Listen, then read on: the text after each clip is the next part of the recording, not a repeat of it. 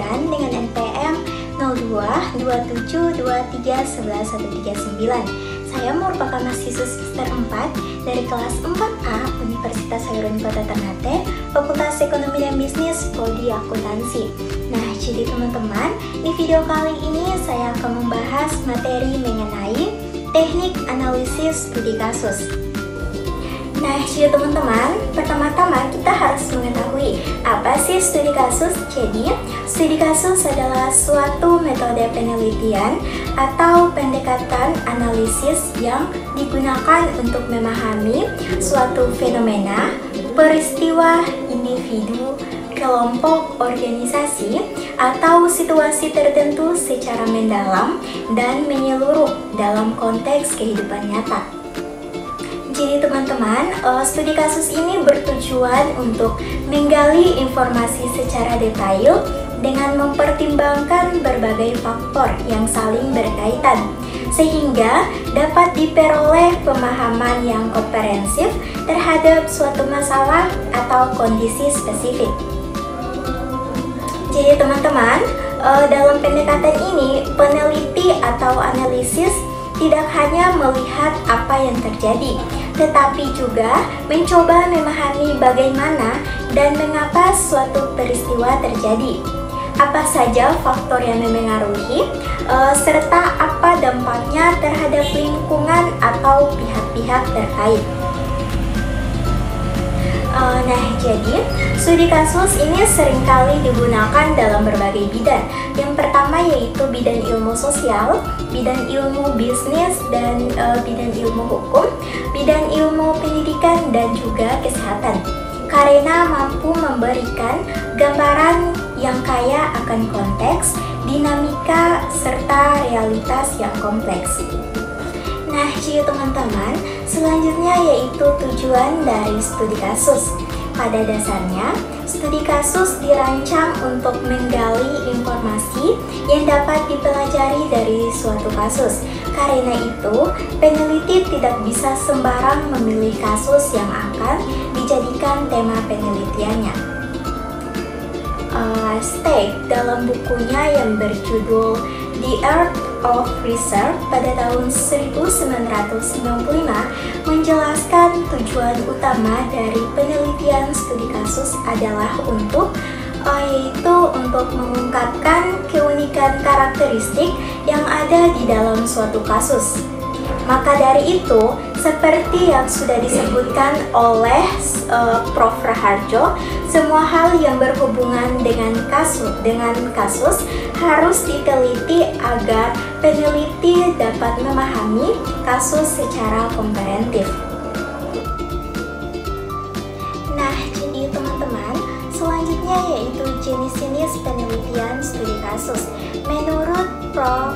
Dr. Haji Mujibur Raharjo, MSI dalam studi kasus penelitian kualitatif atau konsep dan prosedurnya pada tahun 2017. Ia menyebutkan ada 5 penelitian studi kasus. Di antaranya, yang pertama yaitu studi kasus kolektif atau collective case study. Jadi teman-teman, studi kasus kolektif merupakan jenis studi kasus yang meneliti lebih dari satu kasus, dengan catatan bahwa kasus-kasus tersebut harus saling berhubungan dan peneliti harus menguasai semuanya. Dengan begitu, peneliti dapat membandingkan suatu kasus dengan kasus yang lainnya. Yang kedua yaitu studi kasus retrospective case study. Studi kasus retrospective merupakan studi kasus yang memungkinkan adanya perbaikan atau treatment pada kasus yang diteliti. Treatment ini harus diselesaikan oleh orang lain yang benar-benar kompeten di bidang tersebut. Peneliti hanya menyumbang masukan dari hasil penelitiannya. Yang ketiga yaitu studi kasus prospektif atau biasa disebut dengan prospective case study. Jadi teman-teman, studi kasus prospektif umumnya digunakan agar peneliti bisa mengetahui arah perkembangan dari suatu kasus. Tindak lanjut dari studi kasus ini adalah penelitian tindakan atau action research yang dilakukan oleh orang lain yang sudah ahli. Yang keempat yaitu instrumental case study. Jadi teman-teman, instrumental case study merupakan jenis penelitian yang mengharuskan peneliti memilih kasus dengan hati-hati. Maksudnya yaitu peneliti yakin bahwa dia bisa mendapatkan pengetahuan yang mendalam dari kasus tersebut. Dan yang terakhir, yang kelima yaitu studi kasus intrinsik atau biasa disebut dengan intrinsic case study. Dalam studi kasus yang terakhir, studi kasus intrinsik, peneliti bisa memilih kasus berdasarkan pada minat pribadi atau ketertarikannya pada suatu persoalan. Misalnya yaitu kenakalan remaja, cyberbullying, fenomena single parents, bahkan fenomena Citayam Fashion Week, teman-teman. Yang selanjutnya yaitu langkah-langkah melakukan penelitian studi kasus. Saat metode penelitian studi kasus, maka kita harus menyelesaikan semua prosesnya secara teratur dan berkelanjutan. Di sini teman-teman, ada pun tahapan dalam proses melakukan penelitian studi kasus, yang dimana yang pertama yaitu kita harus memilih tema, topik, dan kasus. Jadi teman-teman, dalam tahap ini peneliti harus bisa menemukan kasus yang menjadi bagian dari bidang yang dipelajari. Misalnya yaitu saat ini kita sedang menyelesaikan studi kasus di jurusan ilmu sosial, maka kita bisa mencari kasus yang terjadi di kantor pemerintah di daerah tempat kita tinggal. Yang kedua yaitu kajian literatur. Kajian literatur ini teman-teman, selain bisa membuat wawasan dalam bidang yang akan diteliti semakin luas, juga bisa semakin mempertajam rumusan masalah yang akan kita ajukan. Maka dari itu, kita harus carilah bahan bacaan sebanyak-banyaknya. Bisa berupa penelitian dan jurnal yang relevan, majalah ilmiah, buku atau surat kabar yang berhubungan dengan kasus tersebut. Jadi teman-teman, dalam proses pengumpulan bahan bacaan, kita harus memperhatikan dua aspek penting, yang dimana yang pertama yaitu relevasi dengan kasus yang diteliti, dan yang kedua yaitu kemutahiran. Idealnya semakin mutakhir bahan bacaannya, maka kita semakin tahu perkembangan paling up to date pada bidang yang kita geluti. Yang ketiga yaitu merumuskan fokus dan masalah penelitian. Fokus penelitian sangat membantu untuk memusatkan perhatian pada suatu titik. Di samping itu, kita juga harus lebih teliti saat merumuskan pokok masalah yang akan kita teliti. Soalnya rumusan masalah ini akan membantu masalah yang akan kita hadapi, maka makin jelas, maka kita jadi makin jelas dan menghindari hasil penelitian yang biasa saja atau kurang mendalam atau kurang detail. Oleh sebab itu, penelitian studi kasus harus dapat menjawab pertanyaan apa, bagaimana, dan mengapa. Pertanyaan apa bertujuan agar kita mendapatkan pengetahuan deskriptif terkait masalah penelitian. Pertanyaan bagaimana agar kita mendapatkan pengetahuan eksploratif, dan pertanyaan mengapa untuk mendapatkan pengetahuan eksplosif.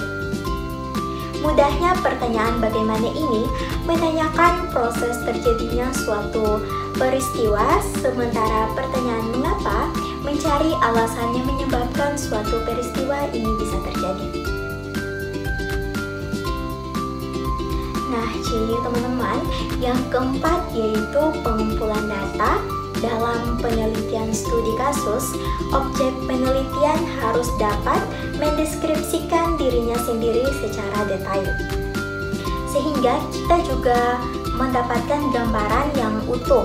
Dengan kata lain, data-data yang dikumpulkan akan dipelajari sebagai sebuah kesatuan yang utuh dan terintegrasi. Jadi teman-teman, kita tidak bisa hanya sekedar paham kasus yang diteliti pada permukaan saja, tetapi juga bagian dalamnya. Itulah sebabnya teknik pengumpulan data yang disarankan pada studi kasus adalah ada beberapa. Yang pertama yaitu wawancara, yang kedua yaitu dokumentasi, yang ketiga yaitu observasi yang terlibat, yang keempat yaitu observasi langsung, yang kelima alternatif fisik. Jadi teman-teman, dalam proses pengumpulan data, kita juga harus memperlihat 3 hal penting, yaitu yang dimana yang pertama yaitu alamiah, yang kedua holistik, dan yang ketiga yaitu mendalam. Alamiah di sini maksudnya yaitu proses pengumpulan data dilangsungkan secara alamiah dan dalam konteks kehidupan nyata. Jadi teman-teman, kita juga harus memberikan perlakuan tertentu pada subjek atau objek tempat penelitian berlangsung, atau bisa dibilang biarkan saja semuanya berjalan secara alami. Sementara itu holistik. Nah, jadi teman-teman, holistik ini berarti kita harus dapat menghasilkan data yang lengkap dari sebanyak mungkin informasi atau sumber yang bisa didapatkan. Kemudian mendalam berarti harus bisa mengungkapkan makna yang tersurat dan tersirat dari semua data yang telah dikumpulkan. Jadi teman-teman, misalnya begini, anggaplah kita sedang menyusun penelitian yang melibatkan kepala sekolah sebagai partisipannya. Setelah wawancara, jadi teman-teman, setelah melakukan wawancara, kita akan mendapatkan informasi berdasarkan apa yang disebutkan oleh kepala sekolah tersebut. Nah, dari situ kita harus bisa menangkap makna tersirat dari ucapannya. Teman, selanjutnya yaitu manfaat dari penelitian studi kasus. Meski dianggap lemah, bukan berarti penelitian studi kasus tidak mempunyai manfaat sama sekali. Menurut Lincoln dan Kuba menjabarkan manfaat metode studi kasus ini sebagai berikut, yang dimana yang pertama yaitu studi kasus adalah sarana utama untuk penelitian empirik yang mengutarakan pandangan subjek penelitian.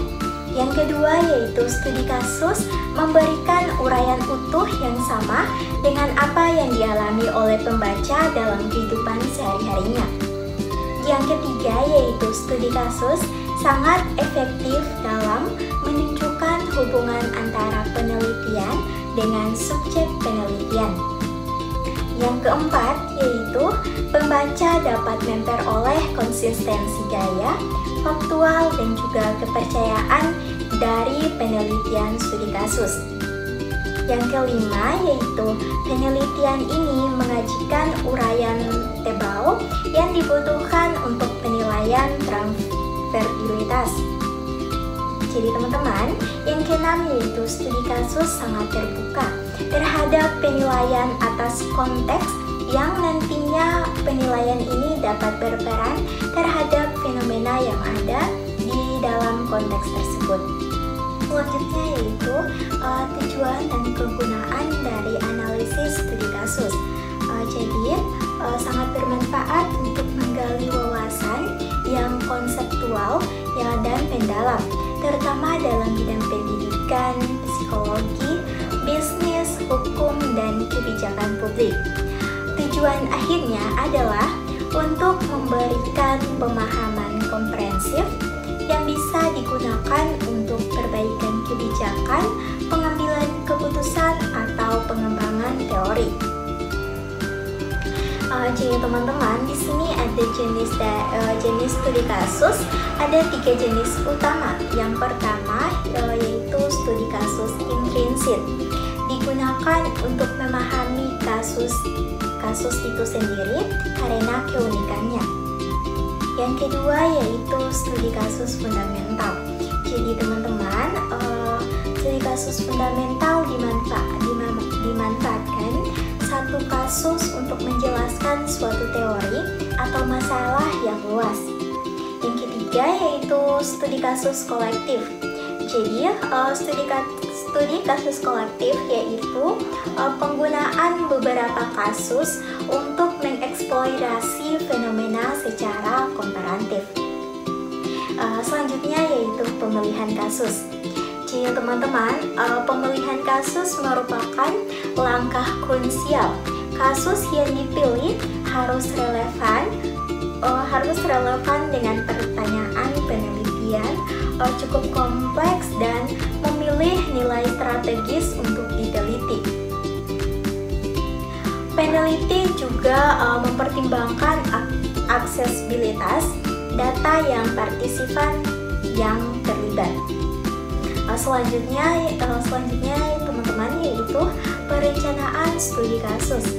Langkah awal adalah merancang pertanyaan penelitian, menetapkan tujuan, dan menentukan kerangka kerja teoritis. Desain studi bisa bersifat eksploratif atau untuk menemukan fenomena baru. Deskriptif itu untuk menggambarkan situasi, dan eksplanatori yaitu untuk menjelaskan sebab dan akibat. Nah, jadi sekian tugas video dari saya. Semoga dengan tugas video ini banyak memberikan manfaat bagi banyak orang. Terima kasih sudah menonton. Jangan lupa di like, comment, share, and subscribe.